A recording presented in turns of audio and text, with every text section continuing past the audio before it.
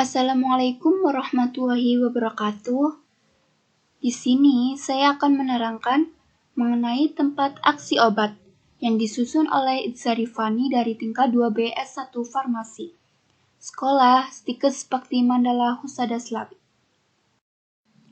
Level aksi obat. Tingkatan utama aksi obat dari yang sederhana menuju yang kompleks. Yang pertama ada molekuler, kedua subseluler, ketiga sel, keempat ada organ atau jaringan, dan yang terakhir ada organisme utuh. Mekanisme aksi obat. Yang pertama ada non-spesifik. Non-spesifik berdasarkan sifat kimia fisika obat, yaitu mempengaruhi lingkungan aksi, perubahan sistem biologi atau respon. Contoh antasida atau netralisasi asam lambung. 2. Spesifik. Berdasarkan interaksi senyawa dengan target aksi spesifik, yaitu proses biokimia sel atau respon. Target aksi obat ada kanal ion, enzim, molekul pembawa, dan reseptor. Kanal ion sebagai target aksi obat pertama kali dihipotesiskan oleh Alan Hodgkin dan Andrew Huxley, ahli biofisika Inggris tahun 1952, teori impuls saraf, hadiah Nobel, dan menurut Erwin Nagel dan Bert Sakmann tahun 1970, meneliti keberadaan kanal ion menggunakan teknik perekaman elektrik. Patch Clamp, hadiah Nobel 1991. Definisi dan karakteristika merupakan tempat bagi ion-ion tubuh untuk melakukan transport pada membran sel. Kanal ion merupakan protein membran yang terdapat pada lapisan lipid membran sel tersusun dari beberapa subunit protein membentuk suatu pori-pori. Kanal ion terdapat pada hampir setiap sel, fungsinya yaitu untuk transport ion, pengaturan potensial listrik melintasi membran sel, signaling sel. Kanal ion penting dalam proses normal tubuh, yaitu beberapa penyakit terkait dengan disfungsi kanal ion, misal aritmia jantung, diabetes, epilepsi, hipertensi, cystic fibrosis, dan lain-lain. Kanal ion sebagian besar bersifat spesifik pada ion tertentu. Pembukaan atau penutupan kanal ion diatur oleh senyawa kimia atau ligan, senyawa listrik, dan kekuatan mekanik. Bagaimana kanal ion dapat menjaga potensial sel dalam kondisi istirahat, yaitu istilah-istilahnya ada depolarisasi, yaitu peningkatan potensial listrik pada daerah intraseluler dibandingkan kondisi istirahat, yaitu berkurangnya perbedaan polaritas pada membran sel antara daerah intra dan ekstraseluler. Yang kedua ada repolarisasi, yaitu kondisi kembalinya perbedaan polaritas membran sel.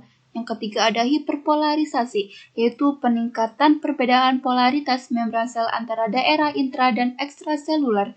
Yang keempat ada resting potensial, yaitu kondisi di mana perbedaan potensial listrik intra-ekstraseluler, yaitu 60-80 MV, dan kondisi intrasel relatif lebih negatif dari ekstraseluler.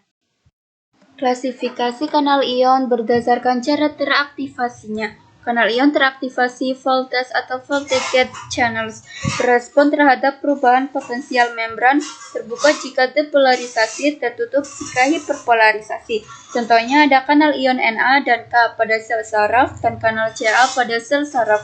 Kanal ion teraktivasi ligan atau ligan gated channel, yaitu berespon terhadap ligan yang berada pada daerah ekstrasel kanal, yaitu contohnya ada reseptor asetilkolin nikotinik, reseptor NMDA. Kanal ion teraktivasi molekul intraseluler, yaitu berespon terhadap senyawa intraseluler, misal Ca++ dan CAMP. Klasifikasi kanal ion berdasarkan cara teraktivasinya. Kanal ion teraktivasi voltage atau voltage gate channels berespon terhadap perubahan potensial membran, terbuka jika depolarisasi, tertutup jika hiperpolarisasi. Contohnya ada kanal ion Na dan K pada sel saraf dan kanal Ca pada sel saraf. Kanal ion teraktivasi ligan atau ligan gate channel berespon terhadap ligan yang berada pada daerah ekstrasel kanal. Contohnya ada reseptor asetilkolin nikotinik, reseptor RNMDA. Kanal ion teraktivasi molekul intraseluler, yaitu berespon terhadap senyawa intraseluler, misal Ca++ dan CAMP. Kanal ion teraktivasi oleh kekuatan mekanik Stretch Activity Channel Respon terhadap kekuatan mekanik yang timbul dari peregangan atau pengerutan lokal membran sekitar kanal ion. Kanal ion terhubung protein G protein gate channel, yaitu teraktivasi jika protein G teraktivasi. Contohnya ada reseptor asetilkolin muskarinik. Macam kanal ion yaitu ada 4, kanal Na+, kanal K+, kanal Cl-, dan kanal Ca++. Peran kanal ion pada makhluk hidup, yaitu kanal Na+ berperan dalam penyampaian impuls saraf atau potensial aksi atau depolarisasi. Kanal K+, yaitu kekuatan penstabil atau yang dimaksud dengan repolarisasi atau hiperpolarisasi. Kanal Ca++ penting dalam signaling sel, yaitu berbagai aksi, kontraksi, eksositosis, pelepasan neurotransmitter. Kanal Cl-, aliran osmotik, dan hiperpolarisasi. Kanal ion Na+ bertanggung jawab meneruskan potensial aksi, akan terbuka jika terjadi depolarisasi. Depolarisasi kanal ion Na terbuka, yaitu ion Na melintasi membran. Depolarisasi lebih lanjut pada kanal ion di sebelahnya. Kanal ion Na tadi akan inaktif, terjadi berturut-turut ke kanan. Potensial aksi terhantar sepanjang akson hingga ujung saraf. Contoh obat yang beraksi pada kanal ion Na. Yang pertama ada phenytoin dan carbamazepin, yaitu memperlama proses inaktivasi kanal ion Na+, yaitu kembalinya kanal ke bentuk aktif diperlama, atau mengurangi firing rate, yaitu sel saraf tidak mudah dipicu, mencegah kejang. Kedua ada anestesi lokal, yaitu kokain, lidokain, dan prokain, yaitu melintasi membran, berikatan dengan sisi sitoplasmik kanal Na+, kanal terinaktivasi blokade kanal, yaitu menghambat hantaran transmisi impuls rasa sakit. Kanal ion Ca++, macam kanal ion Ca++ yaitu ada L channels, yaitu L tipe yang berarti long open time, yaitu banyak dijumpai pada otot jantung, sel otot polos, dan otak. Target aksi obat-obat anti-angina dan antihipertensi, verapamil, nifedipin, diltiazem, yang dikenal sebagai obat golongan antagonis Ca++, T-channels atau T-type, yang berarti taine atau transinskurun. Kanal ini dapat diaktifasi oleh depolarisasi yang kecil.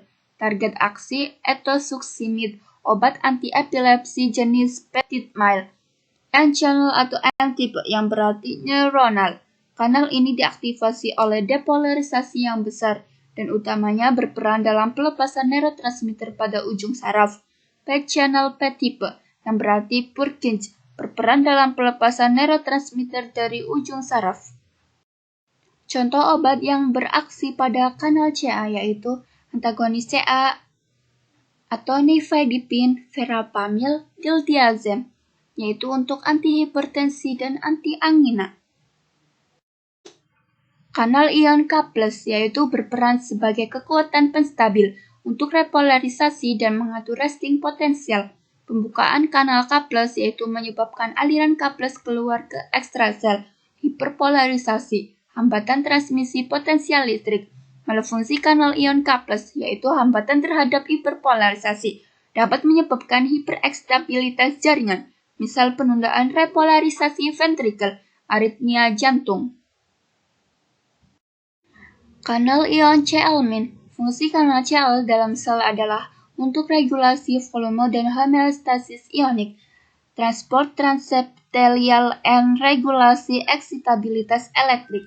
Pembukaan kanal Cl-, yaitu untuk aliran Cl- masuk dalam sel, hiperpolarisasi, inaktivasi kanal Cl- atau hipereksitabilitas. Beberapa jenis kanal Cl dapat diaktifasi oleh kekuatan mekanik. Sel membengkak, kanal terbuka, Cl- keluar sel diikuti oleh kation dan air. Mengempis kembali, contoh kanal ion Cl- terdapat pada cystic fibrosis transmembran conductance regulator atau CFTR, yaitu malfungsi CFTR, yaitu disfungsi kanal ion Cl-, cystic fibrosis, infertilitas pada pria. Enzim sebagai target aksi obat. Enzim merupakan suatu protein yang berfungsi sebagai katalis proses-proses kimia atau biokimia dalam tubuh. Aksi obat pada enzim diperantarai dua mekanisme, yaitu molekul obat sebagai substrat analog yang bereaksi sebagai inhibitor kompetitif bagi enzim, dan molekul obat sebagai substrat yang salah atau palsu, false substrat, yaitu molekul obat mengalami transformasi kimia, membentuk produk abnormal, dan jalur metabolik berubah. Reseptor sebagai target aksi obat. Reseptor merupakan target aksi kebanyakan obat atau ligan, menjadi berfungsi apabila berinteraksi dengan agonis. Dibahas lebih lanjut pada pertemuan berikutnya. See you next chapter!